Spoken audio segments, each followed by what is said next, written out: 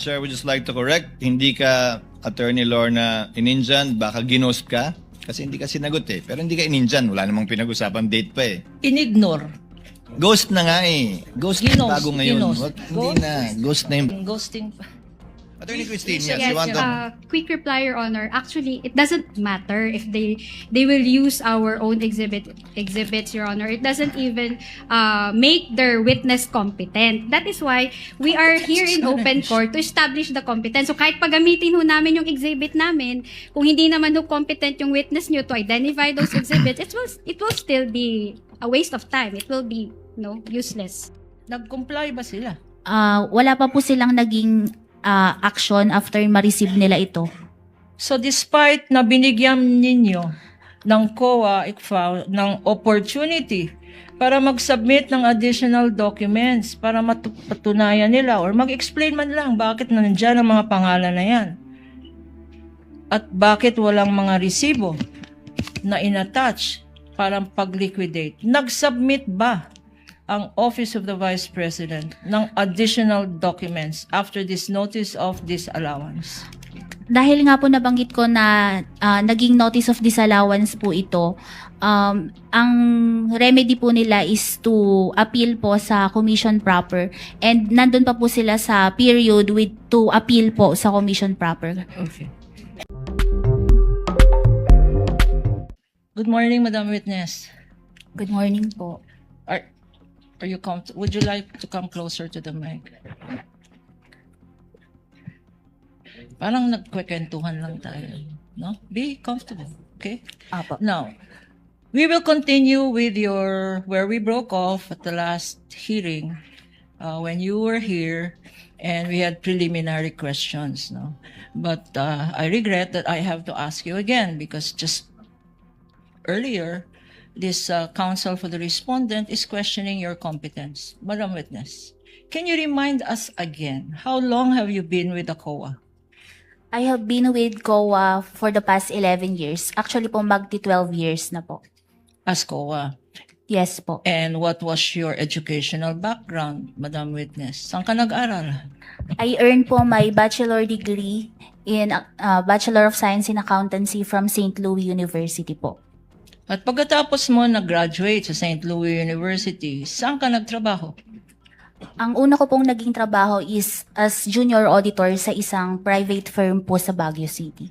And after that, After 2 years po, nag-apply na po ako sa COA at doon na po ako nag-start noong August 26, 2014. August 26? 2014 po. Okay. And earlier you said that you were in COA ICFAO, correct? Yes po. And what particular activity or duties did you have with this office? Ang mga naging duties ko po sa COA ICFAO is first to conduct post-audit of the liquidation documents of various government agencies sa liquidation po nila sa Intelligence and Confidential Fund. And draft po an audit observation memorandum, notice of suspension or notice of disallowance po as may be warranted under rules and regulations on settlement of accounts. And after pong mag-respond nung agency, ako rin po ang nag-evaluate ng mga responses po sa mga AOM at notice of suspension. So based on your narration, 11 years mo na ginagawa to? Nag-i-issue ng audit, observation, memorandum, notice of suspension, notice of disallowance, at pinag-aaralan rin ang mga response ng mga national agencies na covered ng Confidential and Intelligence Fund. Yes po, tama po. Tell us, Madam Witness, how many of these national agencies, local government units, public officials, have you conducted a post-audit? Yung sa national government agencies po, more than 20 na.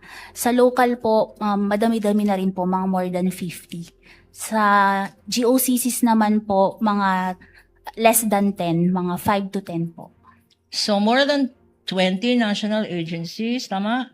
More Opo. than 30, 50 local government units? Yes po. And mga GOCCs po, mga less than 10. Okay. So when you took over, nung ikaw ang take over kay Attorney Wamil, nung February, when he retired or was transferred to another COA office in February 2024, you were then at that time also in COA ICFAO. Yes po, tama po. And ano naman ang participation mo, if any, dito sa pag-post-audit ng confidential funds ng Office of the Vice President at ng DepEd Secretary? Sa Office of the Vice President po, ang naging participation ko po is dun sa for the period December 21 to 31, 2022, ako po ang nag-evaluate ng response nila sa notice of suspension. Doon naman po sa first to third quarters ng 2023, ako po ang nag-evaluate sa response nila sa mga audit observation memorandum.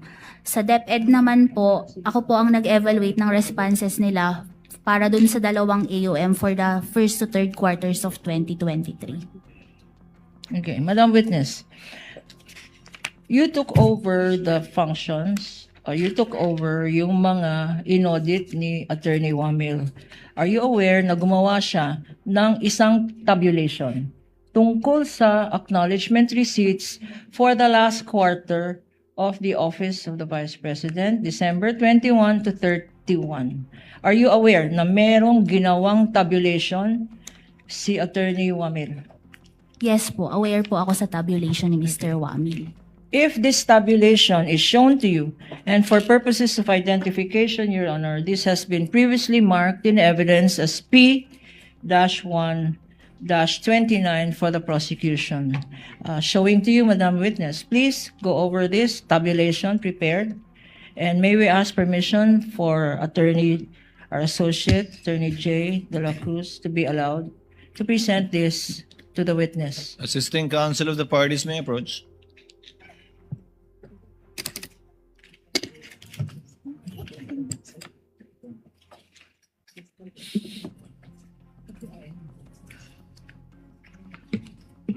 Just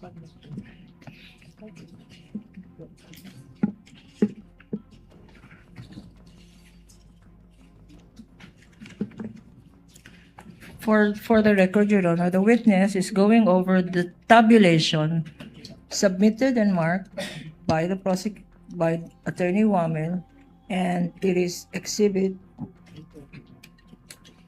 P-1-29. Noted and made part of the records. Do you confirm, Madam Witness, that ito ang tabulation na sinubmit ni Attorney Wamil sa COA ICFAO office na minana mo sa kanya?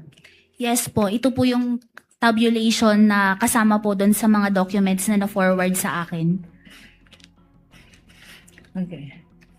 After you received these documents from Attorney Wamil through the office of the COA ICFAO, what happened next?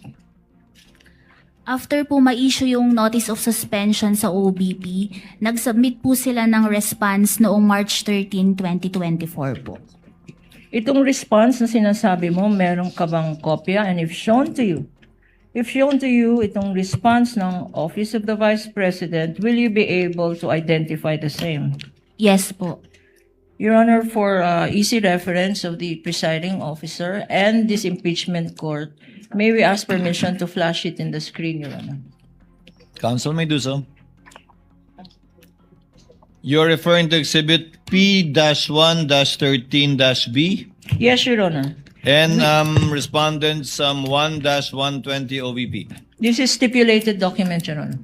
You may proceed, So counsel. the counsel for the defense is now looking at it. Madam Witness.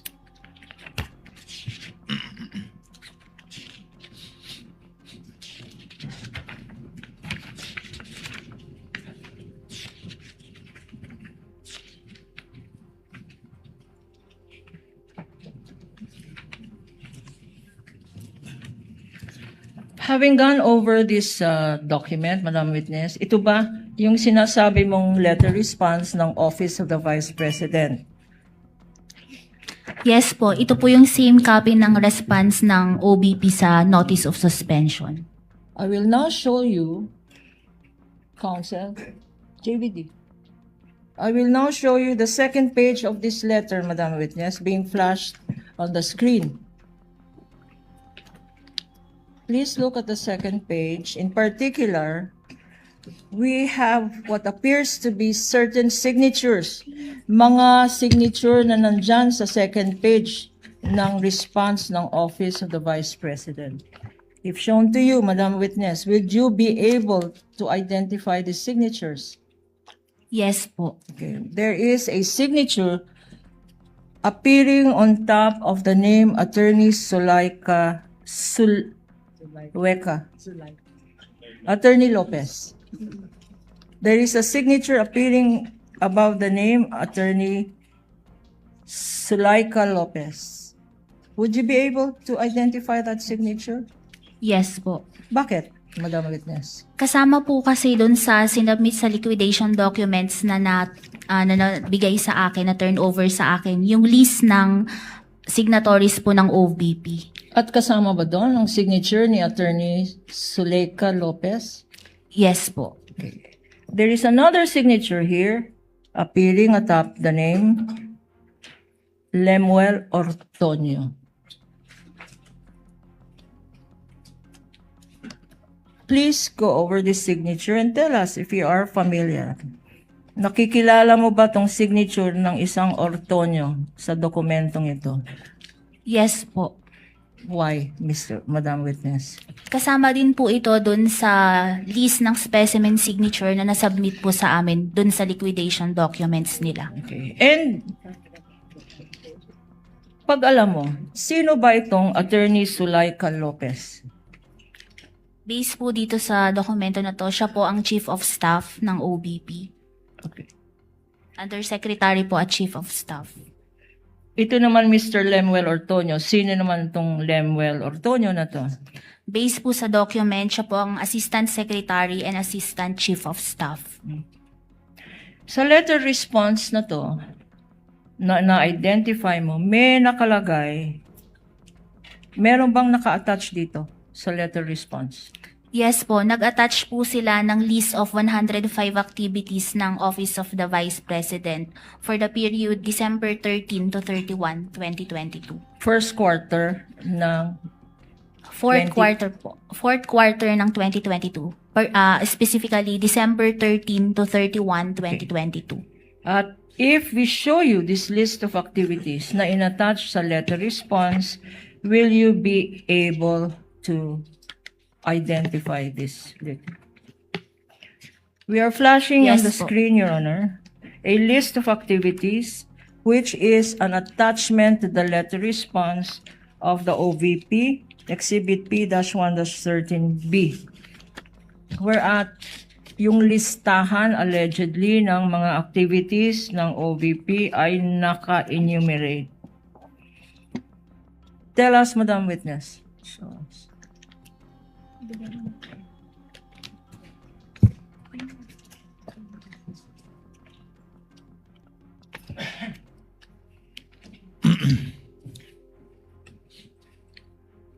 Likewise, flash on the screen. Tell us, Madam Witness, ano ang significance nitong mga list ng activities na sinubmit ng Office of the Vice President sa kanyang letter response? Anong ibig sabihin nun? List of activities. Ito po ay naging attachment nila as documents evidencing success of information gathering and or surveillance activities po na required po kapag nagkakaroon ng payment of rewards. Anong period cover ditong list of activities? December 13 to 31, 2022 po. And what ang observation, itong activities na nakalagay dyan ay prior to the receipt of the Office of the Vice President of its confidential fund. Ito ba ay kino-confirm mo? Yes po, kasi yung cash advance po for 2022 po is for the period December 21 to 31, 2022. At kailan na tinanggap ang cash advance? December 21 po ang start. Okay. Hindi ba ang ibig sabihin ng liquidation report, sinasabi mo kung ano yung mga pinaggamitan mo ng cash advance? Tama ba yan? Opo, tama po. Okay.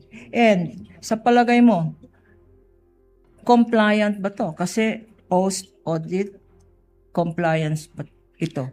Based po sa document, Yeah. based po sa document na to, hindi po napakita dito na yung proof of success of the information gathering at may mga activities din po dito na from December 13, 15, 17, 18 na hindi po sakop dun sa period of utilization ng cash advance which is for December 21, 31, 2022. So you mentioned a joint circular? Meron ka bang anong pinagbasihan mo kung bakit violation ito? Under po kasi sa Joint Circular 2015-01, kapag po ginamit ang confidential fund sa payment of rewards, subject po ito sa 3 conditions. Ano yung mga condition na yan? First po, it should be approved by the head of agency. Pangalawa po, it should be supported with documents evidencing success of the information gathering and or surveillance activities on account of the information given by the informer. And yung last po is, it should be directly related sa confidential activities ng agency po. Okay, so ano dyan sa requirements ang sinasabi mo hindi sinunod ng Office of the Vice President? Ito po kasing listahan na to, sinabit nila as proof of success of information gathering to support the payment of rewards. Pero based po sa documents na to, hindi po namin nakita yung particular accomplishment.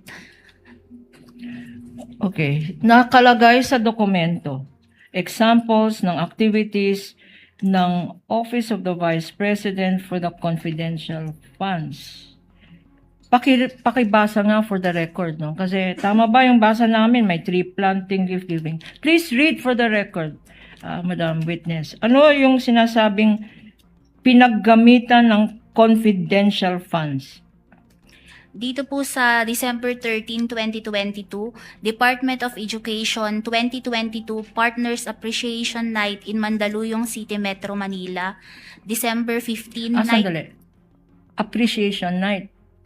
Opo.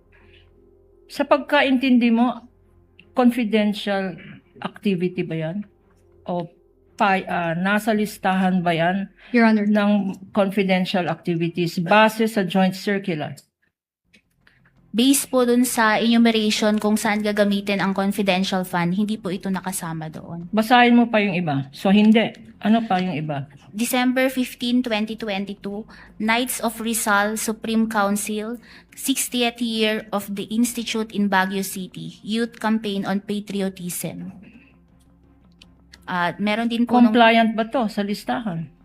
based po sa joint circular, hindi po ito nakasama dun sa mga activities po under 4.8 kung saan pwedeng gamitin ang confidential fund. Basahin mo nga lahat ng activities na yan for the record at sabihin mo kung compliant ito. Kung ito ba mga activities ay pinapayagan bilang liquidation ng confidential funds. Meron po dito December 17, 2022, Christmas activity in Happy Land, Tondo, Manila. Christmas activity and exploration meeting of Extension Office Barangay 101 in Tondo, Manila. Consultation with Barangay Chairman ng Manila in Manila.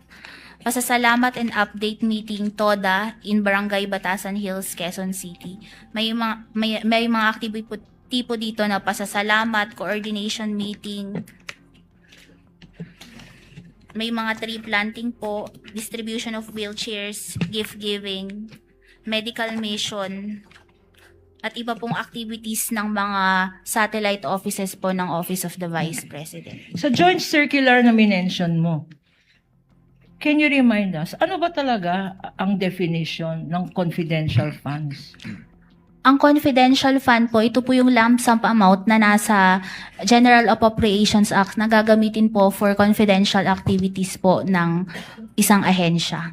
At itong binasa mo, tree planting, Christmas, napakadaming Christmas party, napakadaming award ceremony. Yan ba ay pinapayagan sa sinabi mong definition ng confidential funds? Hindi po. Hindi po. With the indulgence of Your counsel. Honor, please. With the indulgence of counsel. Ms. Eileen, maliban sa hindi pinapayagan o pasok sa pwedeng paggastosan ng confidential fund yung mga binasa po ninyo, yung gastos ay ginawa rin bago na encash yung cheque. Kung based po sa document na ito, meron po kasing activities dito na from December 13 to 18 na hindi po sakop dun sa period of utilization based Apo, sa accomplishment so labas doon. report. Labas doon. So hindi posibleng gamitin yung perang na-release ng 21 para i-reimburse yun kung tama man yung pinagastusan. Yes po, kasi under the joint circular po, meron pong portion doon na hindi po pwedeng gamitin for reimbursement yung pondo ng So confidential. prospectively lang. So yung mga activities na pwede lang ay 21 to 31. Opo, tama po. You may proceed, counsel. Dahil dito sa sinabi mong violation, wala sa period, no? Yung as observed by the Honorable Presiding Officer. At dahil wala naman sa listahan sa joint circular kung saan pwedeng gamitin ang confidential funds, ano ang ginawa mo after that, if any? After po evaluating the response ng OBP at saka po yung mga attachments neto, ako po ay nag-draft ng notice of disallowance at isinabit ko po ito sa aking division chief for her review. If I will show you, pag pinakita sa iyo ang isang notice of disallowance for purposes of the record, Your Honor, this has been pre-marked as Exhibit P-1-13-C. Would you be able to identify it? Opo. Showing to you, Attorney De La Cruz will show it to you.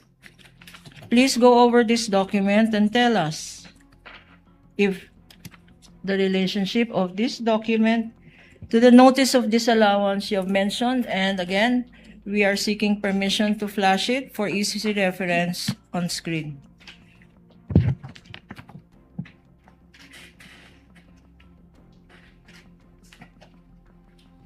Opo, yun po yung same copy ng notice of disallowance na inisyo namin sa Office of the Vice President. Please look, Counsel, please look at this notice of disallowance. There is a signature there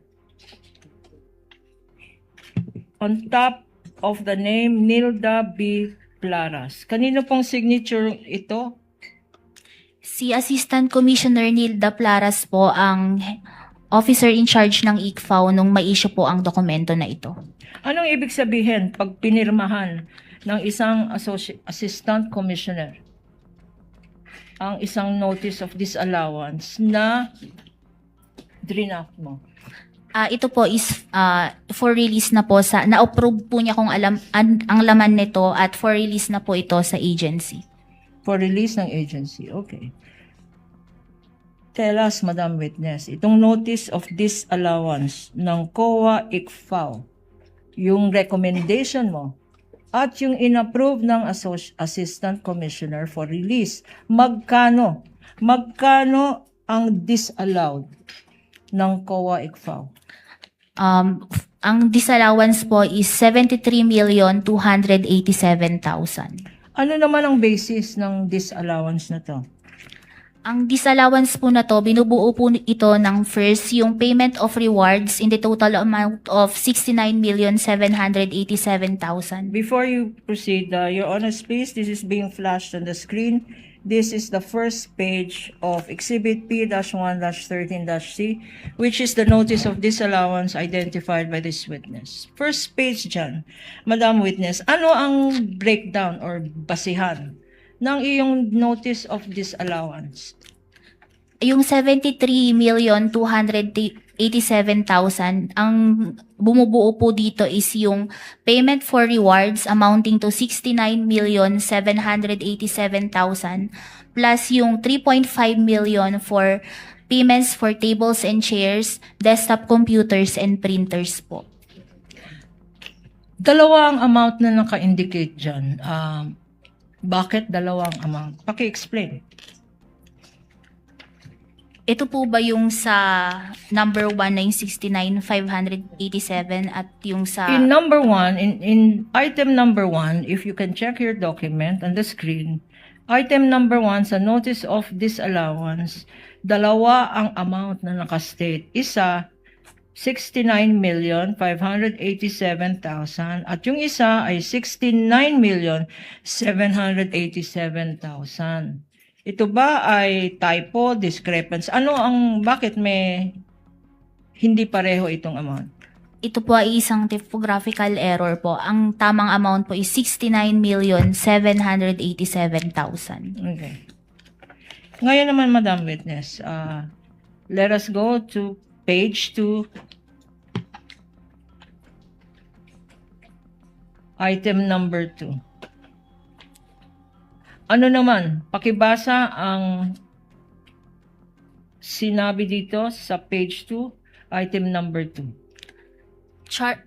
The notice of disallowance po is issued kasi yung pangalawang reason po is charging payment for tables and chairs, desktop computers and printers in the total amount of 3.5 million to confidential fund without specifying that they were intended for the confidential operations/activities undertaken by the OBP, non-compliant with the requirement of item 4.8.4 of the joint circular. Ano yung item 4.8 ng circular na sinasabi mo? Pwede po ba akong mag-refer para po sa joint circular? With the Your permission. Honor, Witness Pwede po witness may refer to the document. thank you po.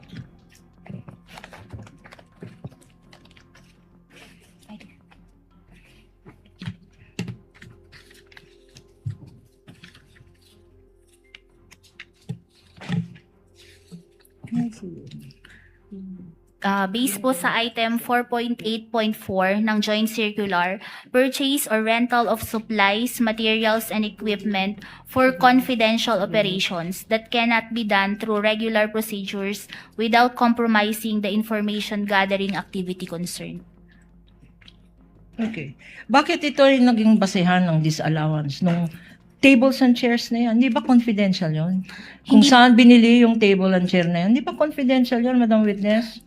Hindi po kasi nila in-specify na the payments for yung tables and chairs and desktop computers were used for confidential operations po.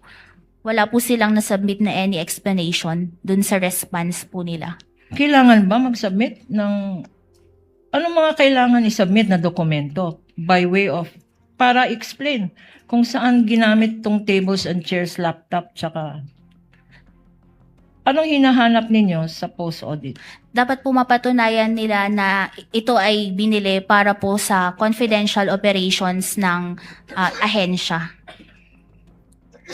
At anong kailangan na dokumento? And since this pertains po sa as purchases, dapat po supported ito ng either sales invoice or official receipts po. Okay. Sa pag-evaluate mo nitong dokumentong sinabmit ng Office of the Vice President, meron ba yung mga official receipts, sales invoice na sinabmit? Wala po. Isa, dalawa, tatlo. Walang sinabmit, Madam Witness? Wala pong mga resibo po. Okay. Now, based sa iyong audit, sino-sino ang liable persons dito sa in connection with this notice of disallowance na binasa mo? Sino-sino ang mga persons na responsible or accountable dyan sa pinakita mo? Ang mga persons po na liable or responsible is first po the head of agency, Vice President Sara Duterte, the Special Disbursing Officer, si Miss Gina Acosta, at ang Chief Accountant po na si Miss Julieta Villa del Rey. Okay. Sa document na yan, pwede bang pakita mo yung mga pangalan na sinabi mo? Nasa page 2 po. Showing to you page 2, Madam Witness, and being flashed on the screen.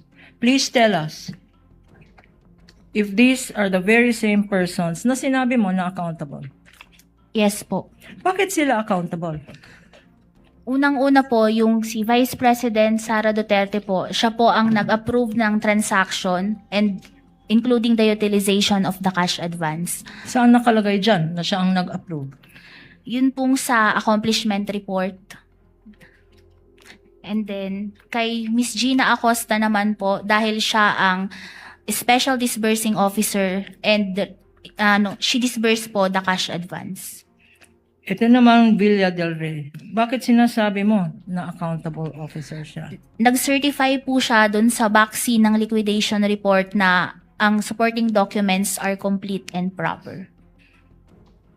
Hindi ba nila ginawa ito? Yung mga sinasabi mo na kailangan sa joint circular? Yes po. Yes.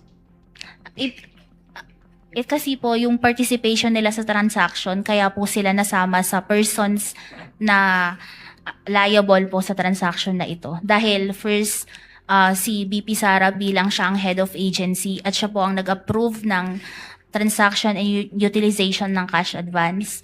Pangalawa po, ang naging participation po ni Miss Gina Acosta is siya po ang special disbursing officer at siya po yung nag-disburse ng cash advance. At kay Miss Julieta Villa del Rey naman po, sinertify niya na complete and proper yung supporting documents pero hindi po complete and proper yung nasubmit po sa amin. Okay. Madam Witness, nag-issue ang COA ICFAO ng notice of disallowance. What happened next, if any, kung maalala mo? Noon pong February 5, 2025, nag-appeal po ang Office of the Vice President. Nag-file po sila ng petition for review sa Commission proper. And do you know what happened to this petition for review? Nung April 10, 2026 po, naglabas ng decision ng Commission proper at na-furnishan po ang aming office and inaffirm po nila yung notice of disallowance in the total amount of 73,287,000. So yung petition for review, disallowed pa rin. Noon pong lumabas yung decision ng Commission proper, inaffirm po nila yung disallowance. Magkano yung disallowed ng commission proper? Same po sa nasa notice of disallowance namin, 73,287,000 po. At ano naman ang ibig sabihin ng disallowed? Ang notice of ang disallowed po is sa level ni ICFAO po kasi pag issue kami ng notice of disallowance, meron na po silang, we demand them to ibalik po yung pondo. Pero meron pong remedy, which is yung ginawa nila, nag-file sila ng petition for review po sa Commission proper. At ano naman ang nangyari sa petition for review na yan? Ayun nga po, nagkaroon ng COA decision na inaffirm po nila yung notice of disallowance. Pagkatapos na inaffirm yung notice of disallowance ng commission, ano ang ginawa? If at all. Nung May 2026, meron po silang final na motion for reconsideration. So nag-file ng motion for reconsideration ang Office of the Vice President. Anong nangyari sa motion for reconsideration na final? Tungkol dito sa decision na ibalik ang 73 million na yan. Ano ang status? Wala pa pong naging decision ang Commission proper po. Pending resolution po. Okay. Punta naman tayo sa first quarter and second quarter of 2023, which covers the Office of the Vice President's liquidation of confidential funds. What is your participation? Ano naman ang participation mo dito sa pag-evaluate ng liquidation expenses or documents na sinabit ng Office of the Vice President? For anong period po? For the first quarter of 2020, first and second quarters of 2023. Ako po ang nag-evaluate ng response ng OBP sa Audit Observation Memorandum po na na-issue sa kanila for that period. Yung dalang quarters, nag-issue ng Audit Observation Memorandum. Sino ang nag-issue? Yun po, si Mr. Wamil po. Na-issue po yung AOM na yun nung time ni Mr. Wamil. And if shown to you, this AOM, Audit Observation Memorandum dated February 2024, for the record, this is Exhibit P-1-13-E, being shown to the witness and being flashed on the screen for easy reference. Will you be able, Madam Witness,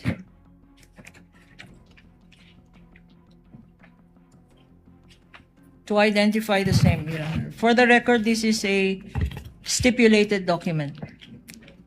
Yes po.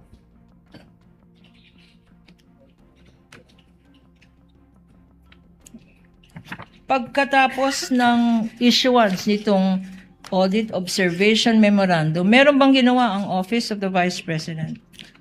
Nag-submit po sila ng response noong April 19, 2024. Para saan itong response? Response po nila sa AOM na na-issue po sa kanila for the first and second quarters of 2023. And just to remind us, anong period covered ng first quarter? It's for February 6 to March 29, 2023. At yung second quarter po, April 25 to June 30, 2023. Okay. How many, Madam Witness, kung maalala mo, ilang, wait, I will withdraw the question. Ito ba sa response na sinubmit ng Office of the Vice President, ano ang mga naka-attach dito sa response na to? Sa response po nila, nag-attach po sila ng acknowledgement receipts, certification ni Colonel Lachica at mga protective intelligence operations reports po. Before we go to those documents na sinasabi mo, sa response being shown on the screen, there is on the second page, Counsel, will you show the second page? There is a second page. There is a signature appearing on the second page of the response. Whose signature is that appearing above the name Attorney Lopez? Opo. Kaninong signature yan if you know? Kay Attorney Zuleika Lopez po. At dito naman, above the name Mr. Ortonio. Kay Mr. Limuel Ortonio po. And you are familiar with these signatures for the same reasons you stated earlier. Yes po, tama po. Sa response na sinubmit ng Office of the Vice President, sinabi mo kanina meron mga acknowledgement receipts, no? If shown to you, a summary, these acknowledgement receipts, how many acknowledgement receipts were attached to the response for the first quarter of 2023? Yung sa first quarter po ng 2023 is 519. 519 acknowledgement receipts.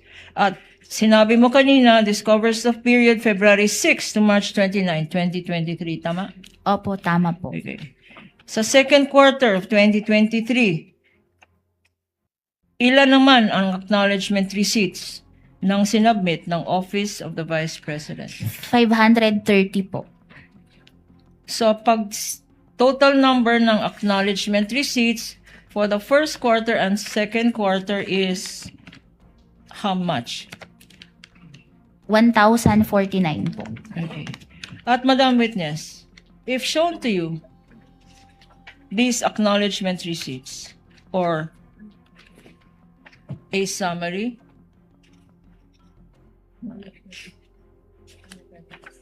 acknowledgement receipts. If shown to you certified true copies of these acknowledgement receipts, would you be able to identify the same? Yes po.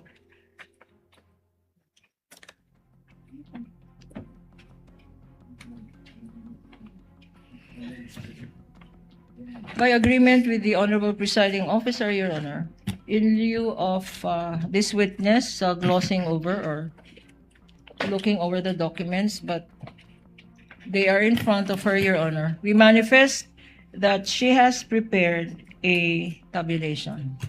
Yes, Madam as, Witness, as agreed to also by counsel for the respondent, the witness need not peruse individually and flip over, as the word used by counsel, these ARs, and may refer to her tabulation and her summary that she prepared with respect to Ma'am Sailin, the first and second quarter of 2022 for the ARs, acknowledgement receipts, for the Office of the Vice President. You may refer to your table and or summary, ma'am, if you have one. Your Honor, please, may we also make the manifestation, Your Honor, for future witnesses, Your Honor.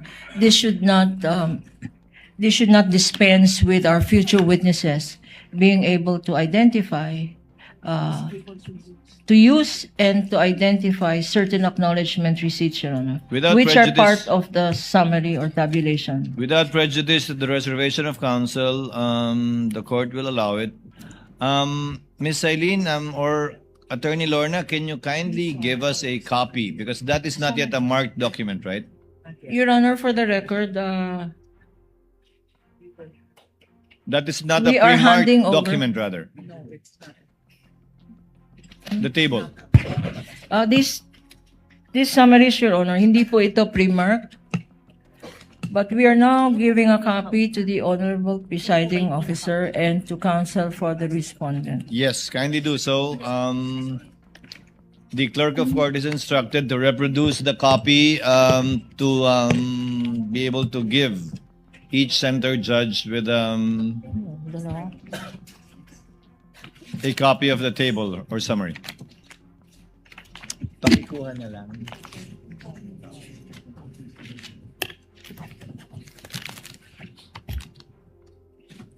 Pa-photocopy natin.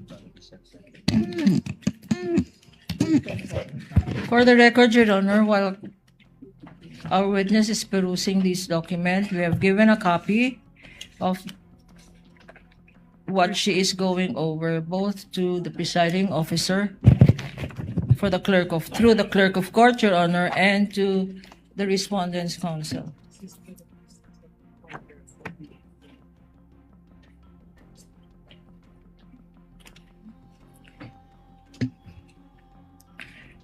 And again, for the record, this is for the first quarter, February 6, March 29, 2023, consisting of 519 documents in that summary, and second quarter of the Office of the Vice President, covering the period April 25 to June 30, 2023, consisting of 1,049 documents, Your Honor, total for both quarters.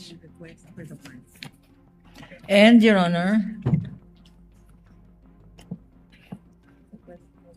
we will be requesting through the clerk of court, Your Honor, at some time, that this be marked as exhibit, the tabulation being identified by the witness be identified for the first quarter as P-1-30-Q-1 and series.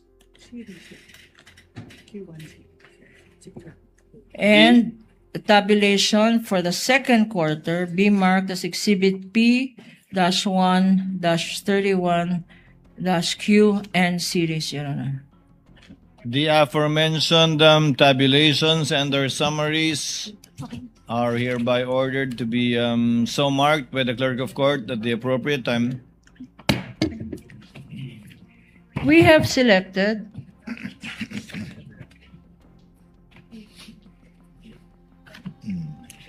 for the first and second quarter, Your Honor, we have selected for better appreciation of the Honorable Presiding Judge and our Senator Judges, Your Honor. We have selected certain acknowledgement receipts which we request be shown to the witness Assisting counsel when may she approach. is done.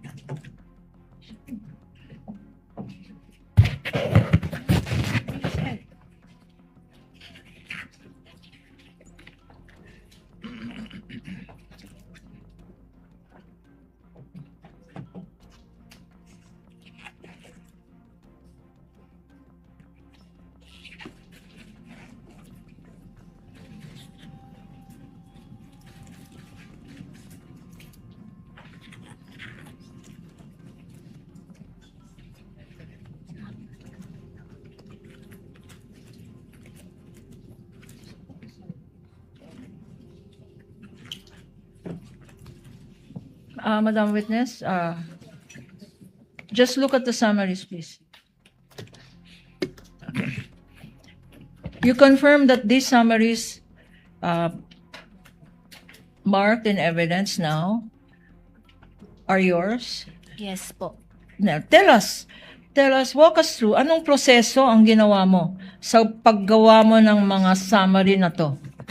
During the evaluation po, I tabulated po yung acknowledgement receipts dun po based sa date kung kailan sila na-execute, the expense, and the amount po. Kaya ang nakalagay po sa tabulation ko is the date, the amount, and the expense po. Yung pangalan. Hindi ko na po na-tabulate yung sa names Okay, so nakalagay dyan yung amount, yung date, and yung expense po. at yung expense. But if I show to you certain acknowledgement receipts, which were part of the documents that you said were turned over to the COA ICFAO office, would you be able, pag pinakita sa'yo certain acknowledgement receipts na parte, na nasa part ng tabulation or summary mo, would you be able to identify the same? Yes po. Okay, I'll show you now. And with the kind permission of this honorable court, we have chosen certain acknowledgement receipts to be flashed on the screen, Your Honor, and being shown to the witness. Marked as Exhibit P-1-8-1418 is a certain... What is that? Is a certain Pia Piato Slim. Could you read the date, Madam Witness? Dito po is Can you May 17, please speak louder? Speak to the mic. May 17, 2023, na-receive po ni Pia Piato Slim. Para saan ito, allegedly? For the purchase of information po. Okay. And may signature dyan sa ilalim. Whose signature is this? At the bottom. Ito po is signature po ng admin staff namin sa ICFAO. Who is your admin staff in ICFAO? Si Mr. Davin E. Bakay po. David Bakay. Davin E. Bakay. Yeah. And that is his signature, administrative. Ano ang significance nitong sinign ng administrative staff ninyo? Ang acknowledgement receipts. Pinapatunayan po nitong certification na ito po yung copy na sinubmit sa amin ng OBP na nasa file po. Pinapatunayan na ang binabasa mo ay kasama sa binigay ng respondent. Yes po, kasama po ito sa binigay sa amin na acknowledgement receipt in response po sa AOM. So yung summary ng acknowledgement receipts for the first quarter and second quarter ng Office of the Vice President consisting of 1,049 separate acknowledgement receipts. Sabihin mo nga sa amin kung meron similar signature ang all other acknowledgement receipts ni Mr. Davin Bakay. Yes po, dun po sa mga acknowledgement receipts na ito is lahat po sinertify ni Mr. Bakay na ito po ay mga kopya ng acknowledgement receipts na sinubmit po sa amin ng OBP. Punta naman tayo sa P-1-8-1483. Pangalan ng... Please read for the record. Acknowledgement receipt. This is to acknowledge receipt of the amount of 150,000 pesos for the purchase of information received by Ralph Josh Bacon on June 20, 2023. Bacon. Okay. Alas 12 na, gutom na tayo. Yung susunod na pangalan, mukhang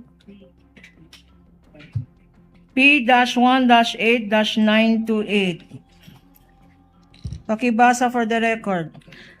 Acknowledgement receipt. This is to acknowledge receipt of the amount of 50,000 pesos for the purchase of information received by Ann Ong Pauco, date March 20, 2023. Okay, next.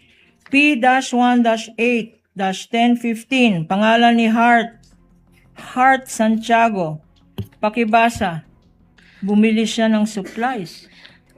This is to acknowledge receipt of the amount of 250,000 pesos for the purchase or rental of supplies, materials, and equipment for confidential operations, open and close parentheses, payment for the purchase of supplies received by Heart Santiago, date Feb 27, 2023. Kanina, Madam Witness, merong umpaw ko tsaka merong heart.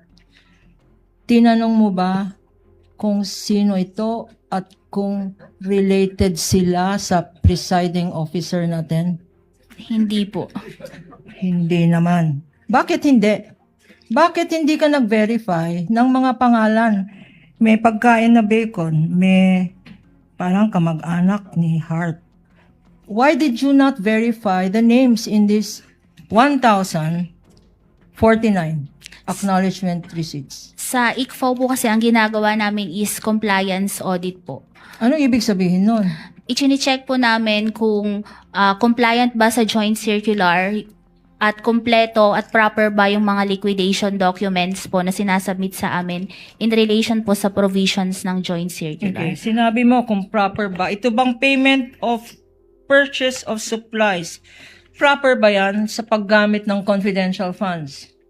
Yung payment for supplies po, kasama po siya dun sa enumeration kapag payment for supplies na ginamit po sa confidential operations. At sinabi mo earlier, dapat yung mga sinasubmit may kasamang sales invoice at mga kasamang purchase documents. Meron bang kasama? Dito sinubmit ni Miss Hart. Wala po. Wala. P-1-8-1807, Fiona Villegas. Pakibasa.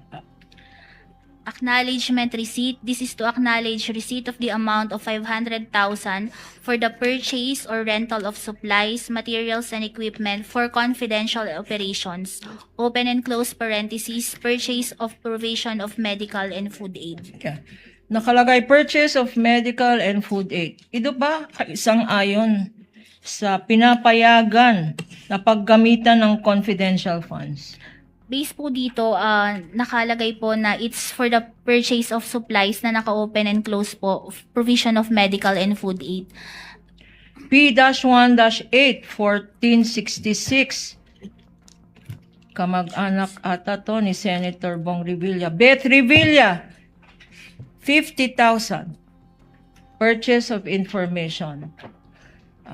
Ang purchase of information ba ay allowable expense? Yes po, under 4.8.1 po, kasama po ang purchase of information. Kung kasama, bakit mo disallow itong purchase of information? Hindi po ito kasama dun sa na-disallow po. Ito. Hindi Okay. po. Balik naman tayo sa P-1-8-1220. Kamag-anak naman to ni Senator Risa Ontiveros. Clarice Ontiveros, please read the amount. This is to acknowledge receipt of the amount of 500,000 for the purchase or rental of supplies, materials, and equipment for confidential operations, open and close parentheses, purchase of provision of medical and food aid. At again, disallowed ito? Kasama po ito dun sa na-disallow po kasi humingi pa, based on this acknowledgement receipt, we cannot ascertain, hindi ko po ma-ascertain if this is for really nabigay for purchase of medical and food aid. Kaya humingi pa po ako ng additional documents. Nabigyan rin itong Jose Jokno Jr.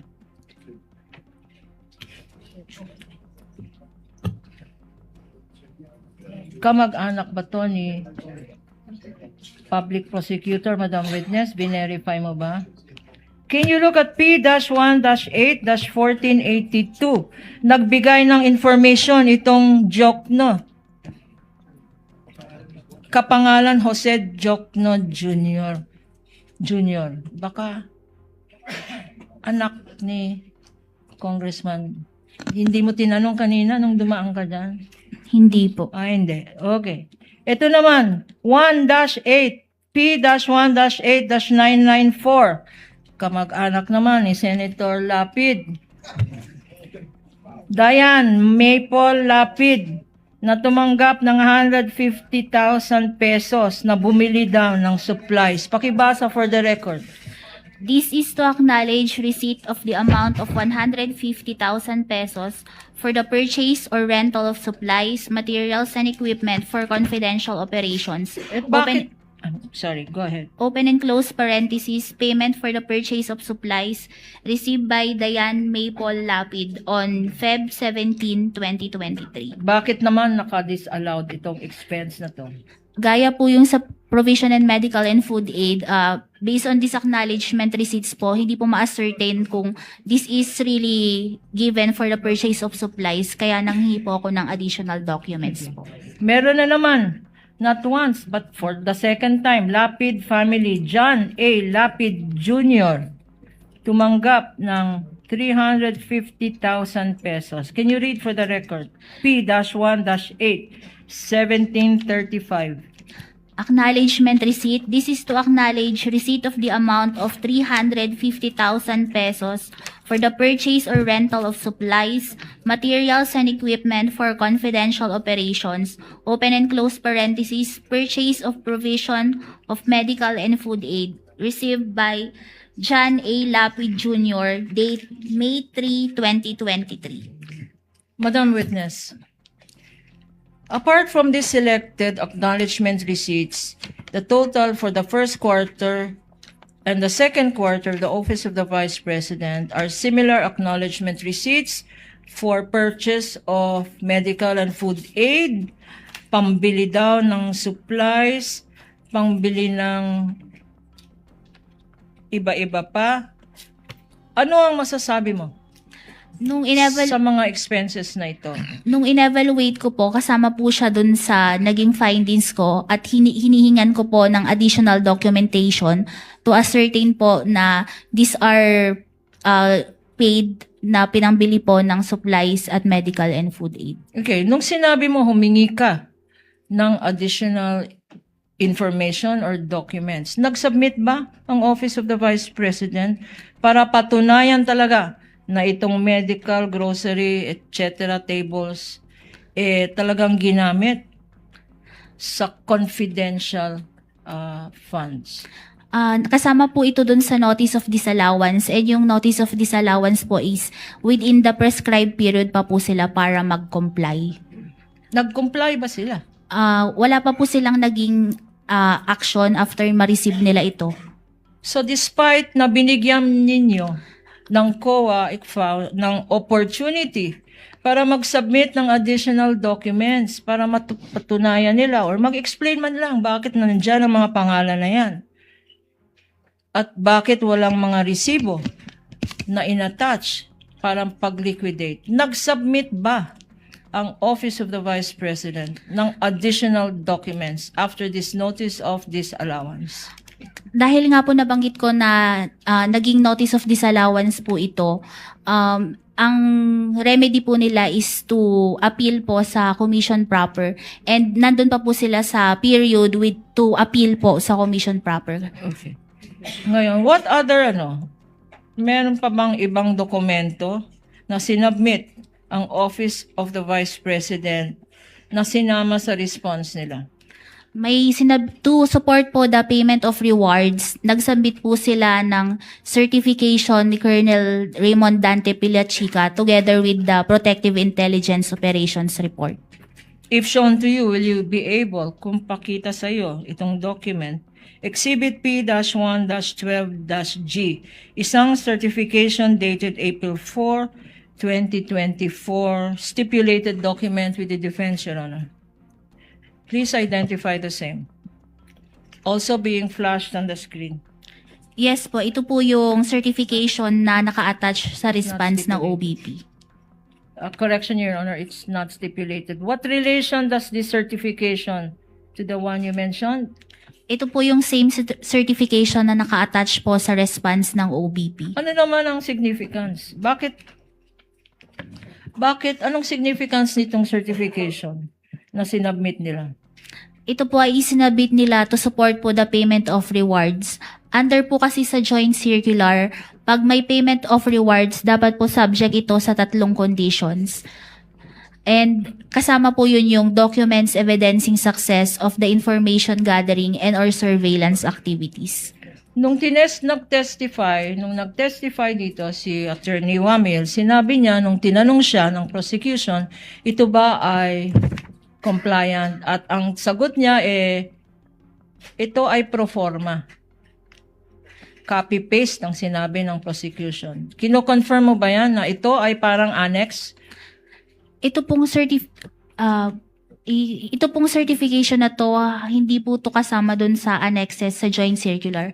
Ang sinasabi po niyang certification is yung certification ng accountable officer. Yun po yung kasama sa annexes sa joint circular. So ano nga ang significance nitong certificate, if you know?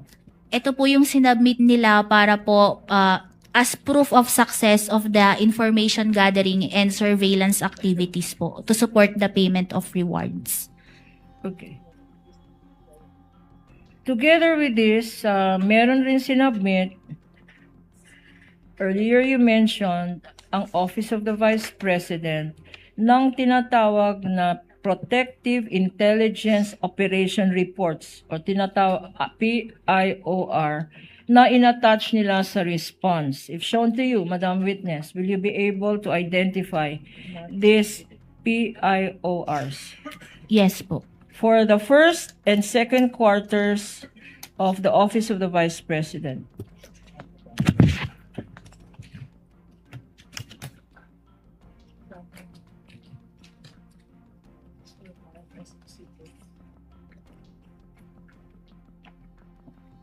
Yeah. For the record, Your Honor, this Protective Intelligence Operations Reports, or PIORs, have been marked in exhibit, pre-marked as P-1-12-H up to P-1-12-H-9 and exhibits P-1-12-M-1 up to P-12-M-13 for the prosecution. Which for the record is 1-115 OVPN series for the respondent. Correct, Attorney Christine? Yes, Your Honor. Noted.